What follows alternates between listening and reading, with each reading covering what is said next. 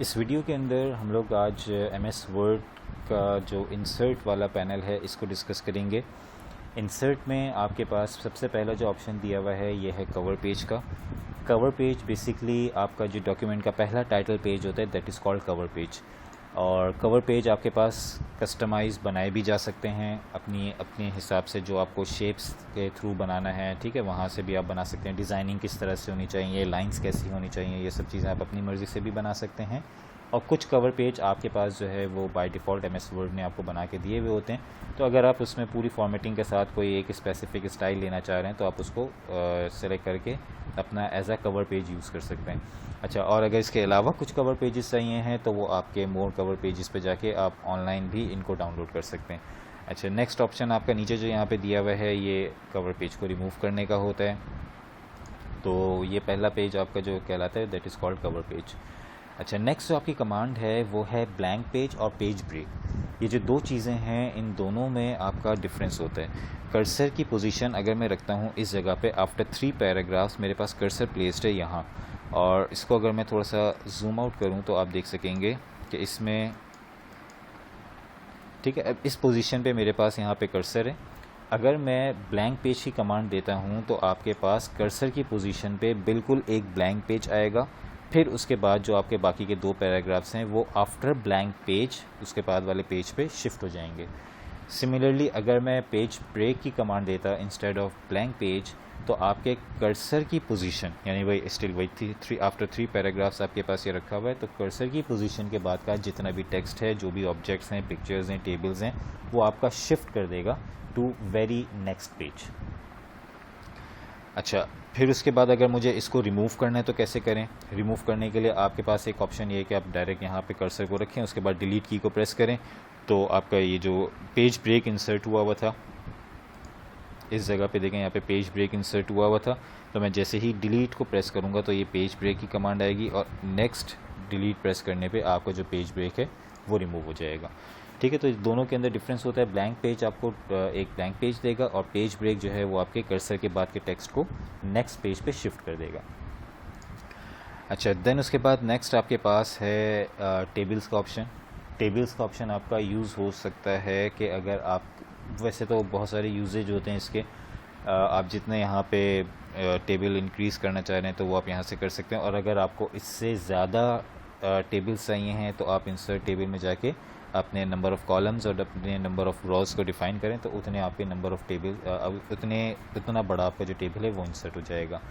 तो टेबल्स का ऑप्शन एक और बहुत इंपॉर्टेंट यूज़ होता है उसका। फॉर एग्ज़ाम्पल मैंने एक साइट पे यहाँ पे सॉफ्टवेयर्स लिखे, एम एस ऑफिस के साथ, एम एस ऑफिस के कुछ सॉफ्टवेयर्स लिखे, M S Word, M S Excel, M S PowerPoint. अच्छा, इसी तरह मुझे 3 सॉफ्टवेयर्स जो हैं वो यहाँ पे भी लिखने थे। एम एस आउटलुक भी होता है, इसके अलावा आपका एम एस नोट होता है, इसके अलावा आपका और भी सॉफ्टवेयर होते हैं, इसके अंदर एम एस एक्सेस होता है। तो अगर मुझे इस जगह पे टेक्स्ट चाहिए है तो मैं कर्सर को अगर आगे ले आता हूँ तो ठीक है, आ जाएगा कर्सर, मैं यहाँ पे जाके अपना अगला सॉफ्टवेयर का नेम लिख सकता हूँ, for example M S Access. But अगर इस लाइन पे मुझे इन तीनों के साथ बुलेट्स चाहिए हैं तो मैं होम में जाके बुलेट्स को ऑन कर दूंगा। तो बुलेट आप देख सकते हैं कि बुलेट इस वाले वर्ड के साथ तो आ गया लेकिन वो इस वाले पे नहीं आएगा, क्योंकि एक लाइन में सिर्फ एक बुलेट हो सकता है। और कर्सर को मैं यहाँ पे आगे किस तरह से लेकर आया हूँ, मैंने यूज़ किया वहाँ पे टैब की को, ठीक है, तो मैं उससे कर्सर आगे ले आया था। तो ऐसी सिचुएशन में लाइन में सिर्फ एक ही बुलेट आ सकता है।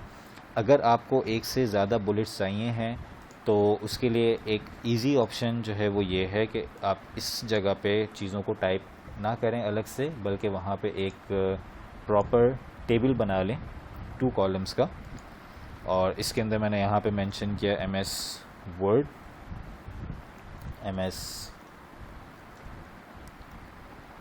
एक्सेस, देन उसके बाद एम एस एक्सेल,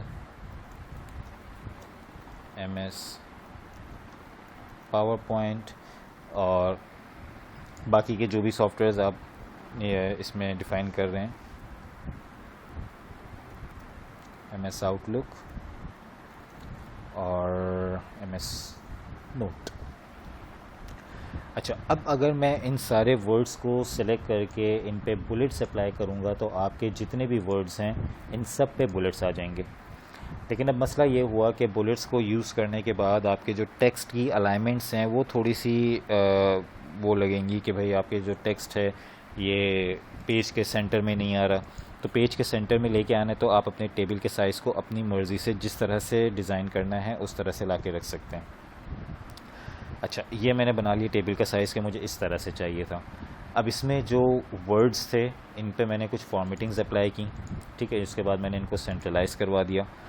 अच्छा, सेंट्रलाइज़ के हवाले से भी अगर मैं बात करूं तो सेंट्रलाइज़ में आपके पास अगर मैं अलाइनमेंट्स को सेंटर करता हूं तो आप देख सकते हैं कि आपका जो टेक्स्ट है वो आपके इस बॉक्स के हिसाब से सेंटर में अलाइन हो जाएगा और अकॉर्डिंग टू विड्थ होगा, ठीक है। ये हाइट को कंसीडर नहीं कर रहा कि हाइट आपकी सेंट्रलाइज हो रही है या नहीं, लिखा हुआ वो अभी भी बॉक्स के टॉप पे आ रहा है। तो अगर टेबल्स के अंदर आपको अलाइनमेंट्स को जो है वो अप्लाई करना है तो उसके लिए आपको टेबल सेलेक्ट करने के बाद आपके पास कुछ टेबल्स के पैनल्स आ जाते हैं टेबल टूल्स के नाम से।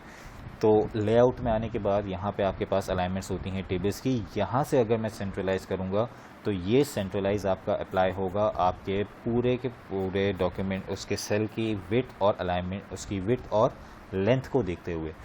तो ये क्योंकि बुलेट्स से वर्ड्स का आपका नंबर ऑफ कैरेक्टर्स भी है सबके अंदर अलग अलग हैं तो इस वजह से सेंट्रलाइज में जो है वो प्रॉपर नज़र नहीं आ रहा। तो लेकिन अगर आपको हाइट और विड्थ दोनों को सेंट्रलाइज करना है तो उसके लिए आपका ऑप्शन जो यूज़ होगा ये बहुत इंपॉर्टेंट चीज़ होती है कि वो लेआउट के अंदर से जाके यहाँ से एडजस्ट हो सकता है।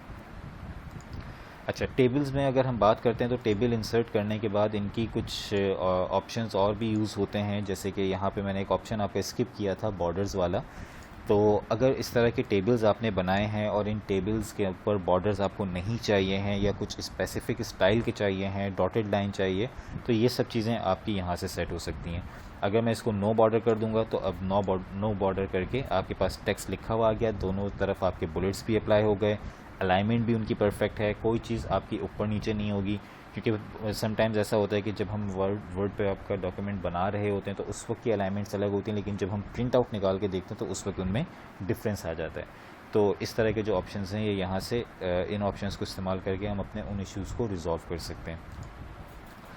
अच्छा, देन उसके बाद आगे के जो ऑप्शंस हैं वो एक सेपरेट वीडियो के अंदर हम लोग इसको डिस्कस करेंगे। पिक्चर्स हैं, शेप्स हैं, चार्ट्स, स्मार्ट आर्ट, तो ये एक अलग वीडियो में हम लोग इसको डिस्कस करते हैं।